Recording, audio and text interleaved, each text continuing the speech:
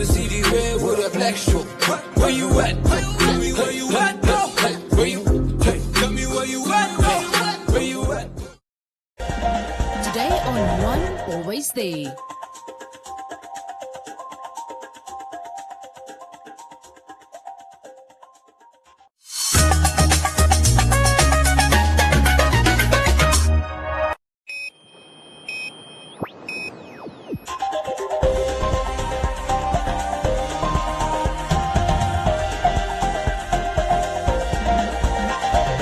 Today on One, your daily dose of local affairs and social media commentary. Today on One, Nampol enforces law in Ochimwese and surrounding areas. Katima Malilo residents forced to drink dirty water. Employed struggle kids reach out to those still at the camp.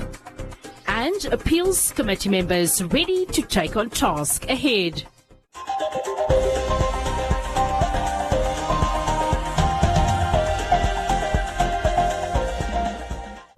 Government has introduced new provisions in the state of emergency aimed at suppressing the exponential rise in COVID-19 cases and preventing the spread.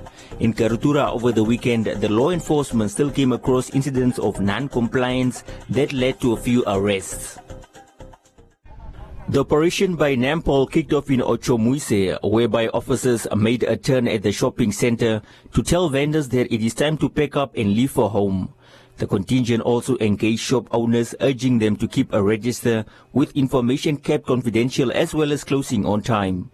But now we continue with this one. While our officers, they will come up with a program, they will move to every business and make sure that they provided you with the proper information so that we got the standard of operating when we do our business. All right? So and make sure that people here, they maintain social distances, yes, and also make sure that when they are coming in, they have their masks on. Anybody no mask, you can't come in. Anybody who come here does not want to register should not enter.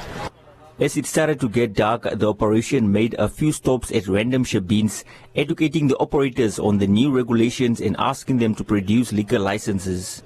In this particular bar at Greenwell Matongo, the owner of the property could only provide a membership document.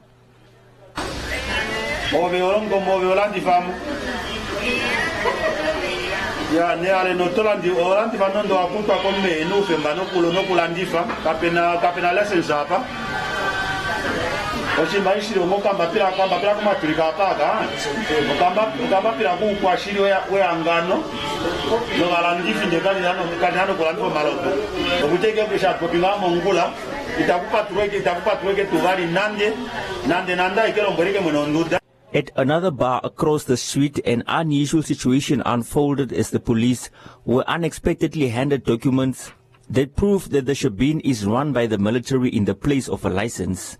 Shikongo reached out to counterparts from the military and the matter was settled. The highlight of the night was in Koreagap location, where a large group of youth were caught gathered in a shebeen.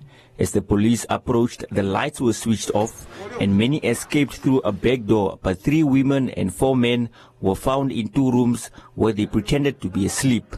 To me, how did you end up in bed? He said, "There's the police come, you everybody come sleep, come sleep, come there." Okay, this one here. Yeah.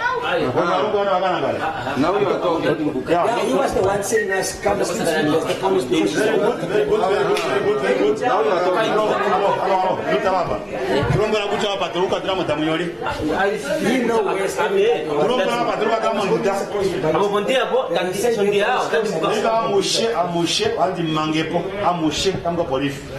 okay? I was not 2000. To be honest, there was a lot of people here inside. But when we head to the police outside there, most of majority they run out. So the one we stay in here, then as we run in her bedroom, then we pretend like we were sleeping. The 4 customers were allowed to leave after they confessed that there were many people, but the owner of the bar, who maintained that he was not involved, including the bar lady and another man later found hiding under the bed, were all taken to the station where they faced a fine of 2,000 Namibian dollars each. The patrol also included engaging with road users. The commander confirmed that taxis are allowed to move around the city as usual during the curfew. He was pleased that despite the few that continue to contravene the laws, many are adhering to the regulations that are aimed at curbing the spread of COVID-19.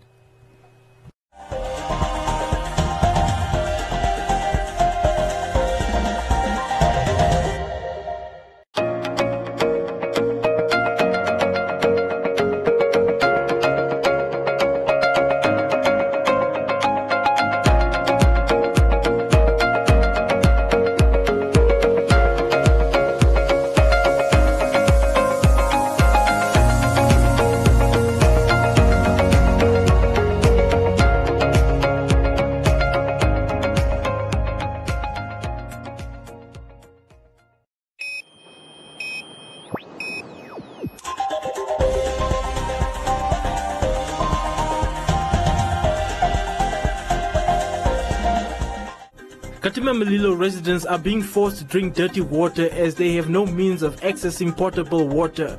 According to the residents, members from the town council are only allowing their family members access to clean water. Look what is this water which we are drinking. Is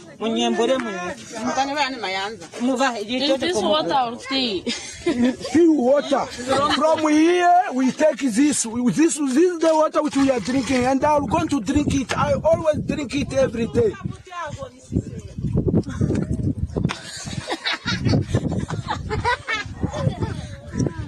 Community members made their way to the water point to gain access to clean water, but the town council refused to give the residents clean water, and according to the residents, only relatives of the members of the town council were allowed to get clean water. Almost 1 month, my dear, without water here. At Rwanda, it's not only the us alone. We got other people, even those ones who marked their houses, that they are going to Nova. They're still here with us. We are suffering together. No water, 1 month full, and no water for sanitizer. Check here. Yeah. How do we sanitize? How do we sanitize ourselves? With what? With without water. Is it a good life? We are suffering. They were here with water. Those people for town council, they are saying that water is not from the ministries. It's water from town council of Katima Mulilo, and they don't want to give us because we are rejecting, refusing to go to Nova. I must not go to Nova to demolish my house with my own without compensating me. That's nonsense. It's not a lie. The local mayor made promises that he will provide the residents with water, but failed to keep his word and called the Namibian police force to handle the situation. On Monday, Mayor Matengu, Charles Matengu, he was saying he had our problem. Then he will bring water here. Once they brought water here, water did not come to us. They give only individual people on the side of town council. And here to our side, nothing. Look at us. And the majority are here. And the water which we are drinking, you cannot even breathe. Now, from now, we will go to those, we call it wells. We are going there where we are fetching that water. Always, every day, morning, we fetch that water. Almost a month now. Now, I don't know whether Namibia is it separating. That's why they were saying we are not yet independent. At this side, even demolishing the house of somebody without compensation. Where's the president? That's why they say Namibia is not having independence. But I don't know. Which side must I fall? Left, right? Hello, switch on you people. We are here for you, man. Look at these kids. 1 month. Town Council of Katima Mulilo. Now we are back in stage 3. We are, Musi, now we are back again in stage 3. That's why even this, how do you call it? Mask for us. We are wearing a mask and we don't have water today. What is the use of wearing a mask? What is the use of wearing a mask? I must remove it and bring the matches in. I'll burn this thing. Who's important me and this kid standing here without water? According to another community member, John Walima, the Namibian police force sided with the town council and refused to allow them access to the water, leaving the residents to question if the Namibian police force is captured by the town council.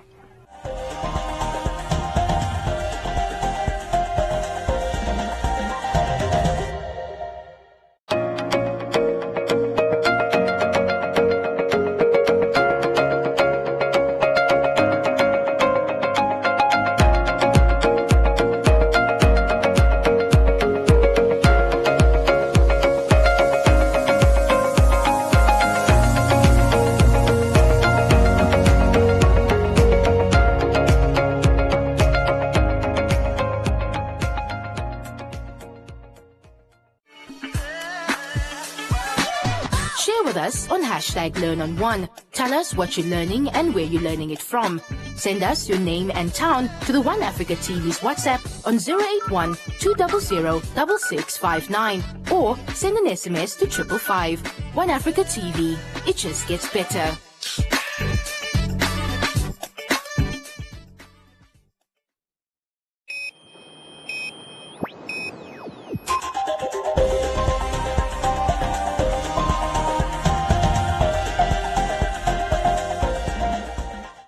Two members of the Children of the Liberation Struggle formed an empowerment group that is aimed at responding to the social needs of others that are still at the camps awaiting training opportunities from government in Oshakati, Ontangwa and Windhoek.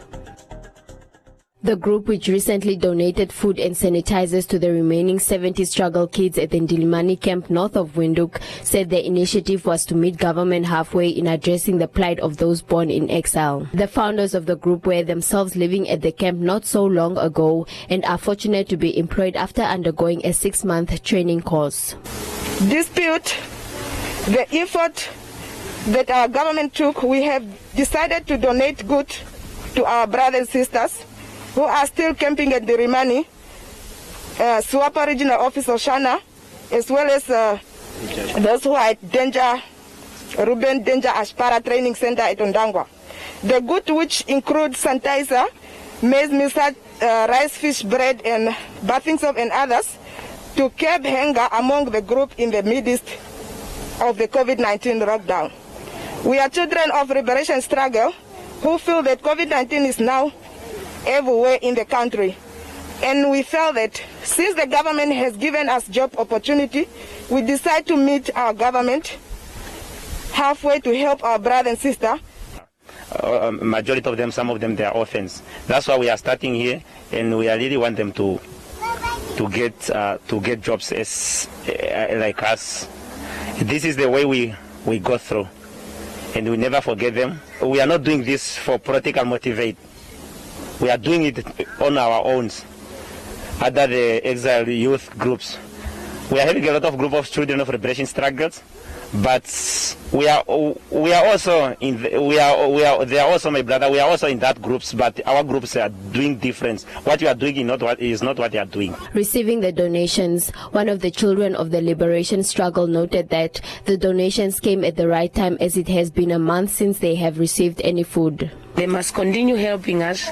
And to the government, I just want them to remember us, especially by giving us food. By now, honestly, we got nothing to eat. We need food. Even the COVID-19, now as COVID is here, we got nowhere to get money. They say we cannot move. No one can send us even meals from Vamborend because they cross, they make a lockdown. So at least the government must come up with something, because we are starving also here. That is all I can say. The founders of the organization said they will continue to assist their fellow comrades. The group that is currently at Ndilimani is the last to go for training. Yatoivo and Shanika urged them to be patient as government is battling the pandemic and will soon come to their aid.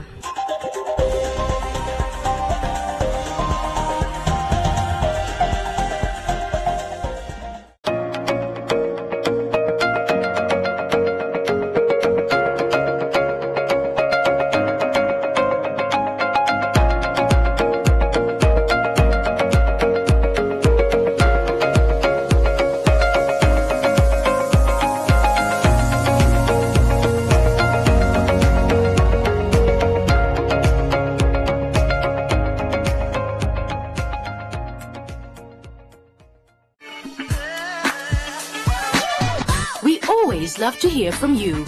Send us your views, comments and videos with your name and town to the One Africa TV's WhatsApp on 081 200 6659 or send an SMS to 555. One Africa TV, it just gets better.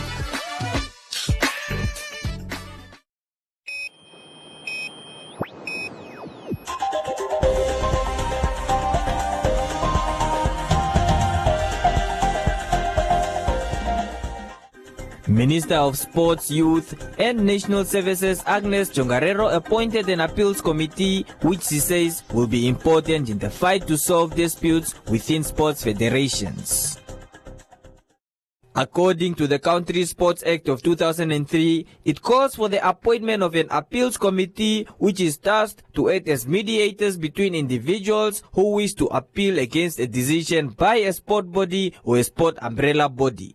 Article 35, it says, there is established an appeal committee consisting of 3 persons appointed by the minister as follows. A person with a legal qualification, who must be the chairperson of the appeal committee, a person with expertise in sport, and a person who has experience in administrative matters. Nowadays, you see that there are misunderstandings and unhappinesses and all those things. And because we don't have an appeals committee, I won't say it's because of that, but the other route the federations are taking is they are going to the courts, because where must they go if they are not happy with what is happening? And that is why they are maybe not the only reason, but it's one of the reasons why they are going to the courts. I hope that from now on everything will be with you when it comes to these many other issues and so on. Having previously been part of an appeals committee, Dr. Donovan Zealand is relishing his chance to be once again appointed on the committee. Sports Federation administrators have been under scrutiny recently because of infighting. Thus, the new member of the committee stated that they will strive to create a fair organization to solve issues. I think it's a normal occurrence within sport that you will have differences. I think it's how we deal with such differences, especially from the point of view of an appeals committee, where you try to find amicable solutions. You will not always succeed in finding such solutions, but I think my personal opinion is, sport was never meant to be played either in a boardroom or neither in a courtroom. So I think it's important for us to find, these solutions, because at the end of the day, it's only the athletes that are suffering when administrators are fighting amongst each other. There will always be disagreements, but it's important for us, to treat these disagreements with the utmost respect and find solutions to such. I know that there's a lot of work at hand. I know also fully aware from my previous experiences that there are currently some shortcomings within the Act, and we hope to resolve those shortcomings as soon as possible, because at the end of the day, it's about creating an institution that is fair. Everybody should have the right to appeal, and I hope, yes, that we will be able, to make a meaningful contribution towards, solving all these challenges. The committee, which consists of 3 members, is chaired by Ruth Herunga, Donovan Zealand, and Marius Kudumo for a 3-year term.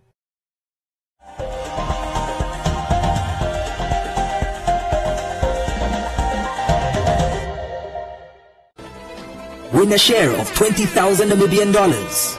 SMS the word VIBE to 10010 and stand a chance to win $2,000 Namibian dollars with the Ink Like a Vibe show. Watch the show on One Africa TV, channel 284 on DSTV, and channel 90 on GoTV every Sunday at 1800 hours.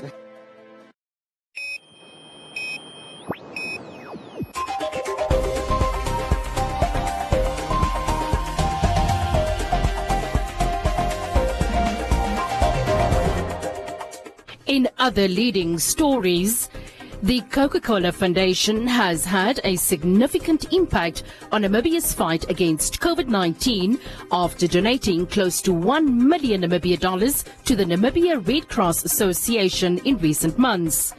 The donation was used to roll out a COVID-19 response project, particularly in the Commerce region, where the Red Cross Society deployed at least 100 volunteers to do health education, community engagement, and distribute PPEs to some of the most vulnerable groups of the society. Speaking about the impact of the project to the broader Namibian society, Red Cross Namibia Commerce Regional Coordinator Elizabeth Shakujungwa highlighted that they sought to assist the vulnerable communities in 10 constituencies in Windhoek by helping them curb COVID-19 on a household level. She went on to say that owing to the engagement that has been undertaken by Red Cross, more people in the targeted communities have come to learn and understand the new virus and also learned how to prevent them from contracting it. And the Arts and Culture COVID-19 Relief Fund of the National Arts Council of Namibia, with the support of the Ministry of Education, Arts and Culture, is a temporary project-based relief fund to support the cultural and creative industries to continue implementing their mandate and sustain their operations during the COVID-19 pandemic. The fund is open to individual artists, cultural workers, groups and registered organizations. 47 eligible applications were received for the second cycle for review. These include 25 individuals, 11 groups and 11 organizations. Out of the 47 applications, 6 individuals, 6 groups and 2 organizations were successful. This brings the total of reviewed applications thus far to 82, with 24 successful applications. The successful applications to date are made up of 11 individuals, 6 groups and 7 organizations. The next cycle results will be made public on the 28th of August, 17th of September and the 1st and 15th of October. Fund applications are open until the 30th of September 2020. The application toolkit is available online via the NACN website. Welcome to Comments Corner, your daily dose of local comments from the hottest social media pages.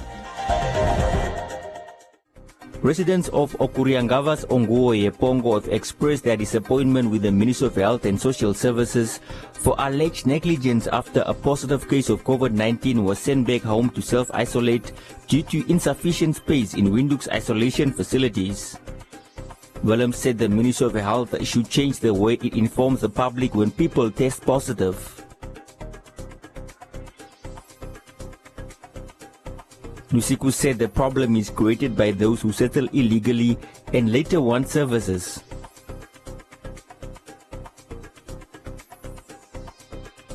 Salma said in Wolfish Bay, people have already become used to self-isolating.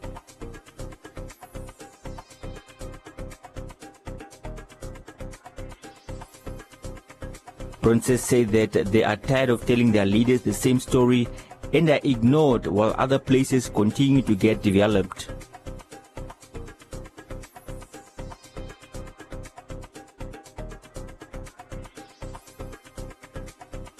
Joseph said that even the One Nation location that came in 1993 must be developed so that the residents can adhere.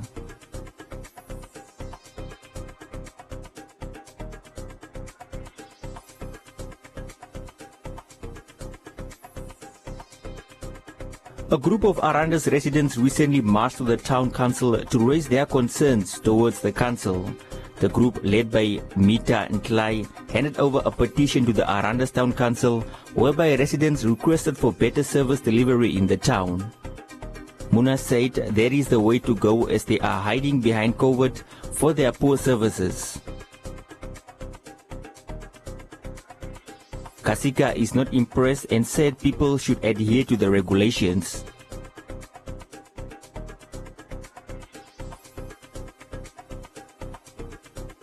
Kenna said relax mode has been deactivated with a wake-up call.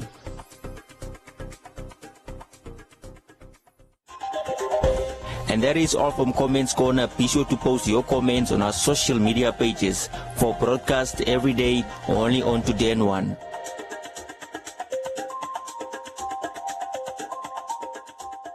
This is the Football Review. Gareth Bale was brilliant for Real Madrid, worth all of the 100 million euros the club paid for him. If you talk to me about what it means to finish second rather than third or fourth, I think second place is still first among the losers. It might be suggested Chelsea is still counting the cost. After scoring 107 goals on the way to the 2017 Ligue 1 title, Monaco managed just 40 from 28 games when last season was called off. History is written by the winners. That is what is remembered. The three most expensive transfers in Barcelona history are shaping as disasters. Injured more often than not, Ousmane Dembele and on loan Philippe Coutinho have had minimal impact. Struggling Antoine Griezmann has hardly been worth 120 million euros. Right now, they are costly mistakes by Barcelona. And this is the Football Review.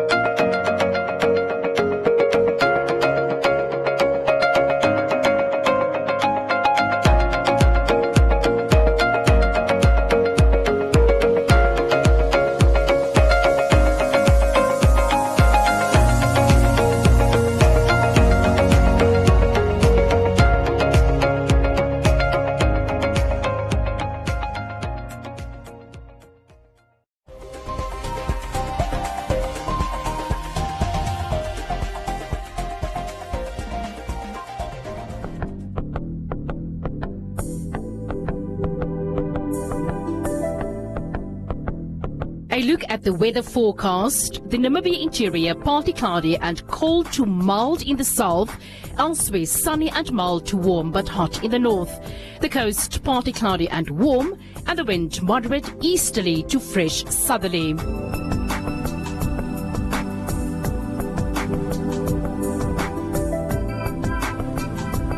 Now a look at minimum and maximum temperatures across the country and beyond.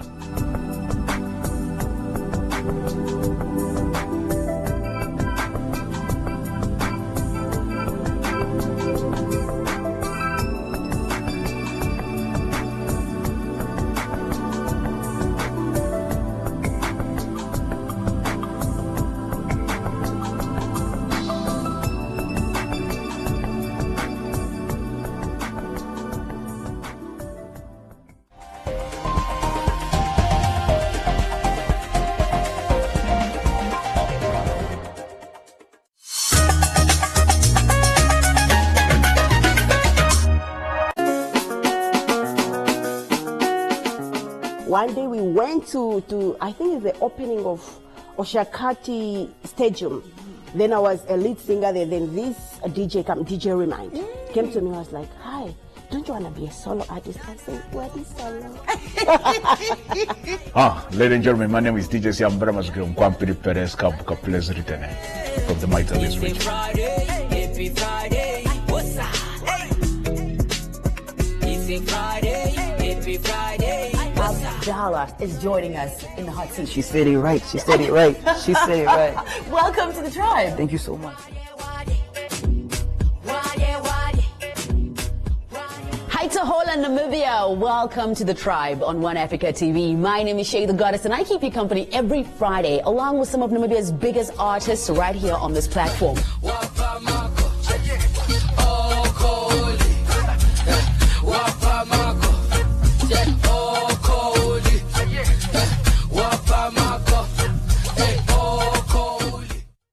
From Cape to Cairo, Accra to Antananarivo, there are millions of people just like you trying to make a living to make money.